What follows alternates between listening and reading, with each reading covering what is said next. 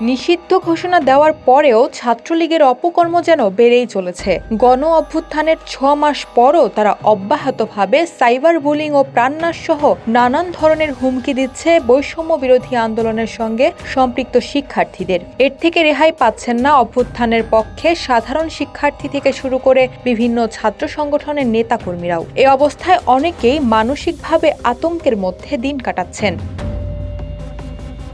নিষিদ্ধ ঘোষিত ছাত্র সংগঠন বাংলাদেশ ছাত্রলীগের কেন্দ্রীয় নেতা থেকে শুরু করে ঢাকা বিশ্ববিদ্যালয় এমনকি জেলা উপজেলার ওয়ার্ড পর্যায়ের নেতাকর্মীরাও এসব কর্মকাণ্ডের সঙ্গে সম্পৃক্ত হচ্ছেন।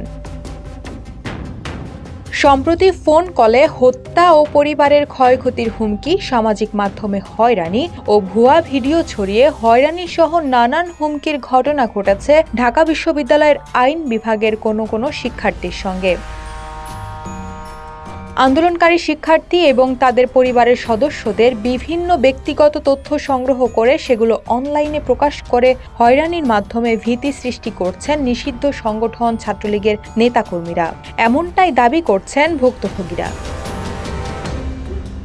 ঢাকা বিশ্ববিদ্যালয়ের আইন বিভাগের ভুক্তভোগী কাউসার হামিদ গণমাধ্যমকে বলেন, আইন বিভাগের শিক্ষার্থীরা শেখ মুজিবের একটি মুরাল ভাঙচুর করেছিল। এ ঘটনার পর থেকে নিষিদ্ধ ছাত্রলীগের নেতাকর্মীরা অনবরত তাদেরকে হুমকি ধামকি দিচ্ছে। অনলাইন অফলাইন এমনকি তাদের বাবা মায়ের ফোন নম্বরে পর্যন্ত কল করে হুমকি দিচ্ছেন। ছাত্রলীগের নেতাকর্মীরা অনবরত হুমকি ধামকি দিচ্ছে, বাবা মায়ের ফোন নম্বরে পর্যন্ত কল করে হুমকি দিচ্ছে। তার ভাই বোনের জাতীয় পরিচয়পত্রের ছবি ও নম্বর সহ অনেক ব্যক্তিগত তথ্য তারা বের করেছে। জগন্নাথ হল ছাত্রলীগের সাংগঠনিক সম্পাদক রাজীব বিশ্বাস, কেন্দ্রীয় ক্রীড়া সম্পাদক মেহেদী শান্ত সহ ঢাকা বিশ্ববিদ্যালয় ছাত্রলীগের নেতারা এসব কর্মকাণ্ডে নেতৃত্ব দিচ্ছে।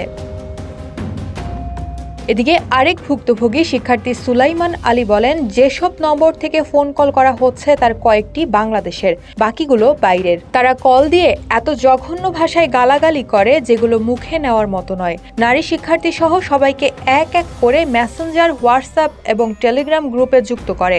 পরে সেখানে একসঙ্গে অনেকজন মিলে গালিগালাজ করে। তারা নারী শিক্ষার্থীদের বিভিন্ন ফেক ছবি এবং ভিডিও বানিয়ে সেগুলো অনলাইনে ছেড়ে দিচ্ছে, যা ওই শিক্ষার্থীদের জন্য অত্যন্ত অবমাননাকর।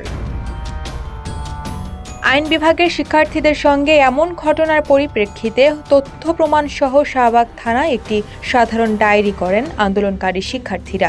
জিডিতে তারা 30টি ফেসবুক আইডি এবং 10টিরও বেশি দেশি বিদেশি নম্বর উল্লেখ করেন, যেগুলো থেকে তাদের হুমকি দেওয়া হয়েছে। জিডিটি বর্তমানে পুলিশের counter terrorism and transnational crime ইউনিটে প্রক্রিয়াধীন।